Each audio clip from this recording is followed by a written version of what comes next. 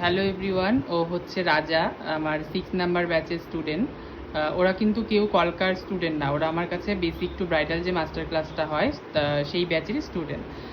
তো সেখানে যেহেতু কলকা থাকে, মানে একটা ব্রাইডাল মেকআপ করতে গেলে যেহেতু আমাদের কলকাও দরকার হয়, সেজন্য ওদের কলকাতেও বেশি করে ফোকাস দেওয়া হয়। তার সেজন্য আমি ওদের বলেছি একটা খাতা তৈরি করতে। ও প্রথম দিন যেগুলো প্র্যাকটিস করেছে, দেখো আমি তোমাদের দেখাচ্ছি প্রথম দিন থেকে লাস্ট দিনের পর্যন্ত খাতার কাজ ওদের। এটা হচ্ছে ও প্র্যাকটিস করেছে, আর প্র্যাকটিস করে করে দেখো ওর কাজ কতটা নিখুঁত হয়েছে, আমি সেটাই তোমাদের দেখাচ্ছি।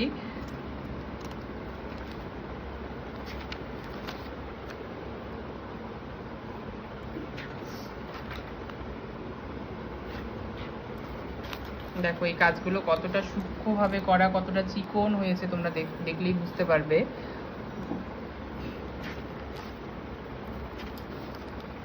এটুকি লাস্ট না, যাই হোক এটুকি লাস্ট করেছে। তোমরা দেখো এই কলকাটা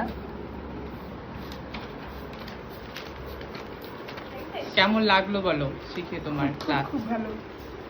আগে কি পারতা কলকা এরকম?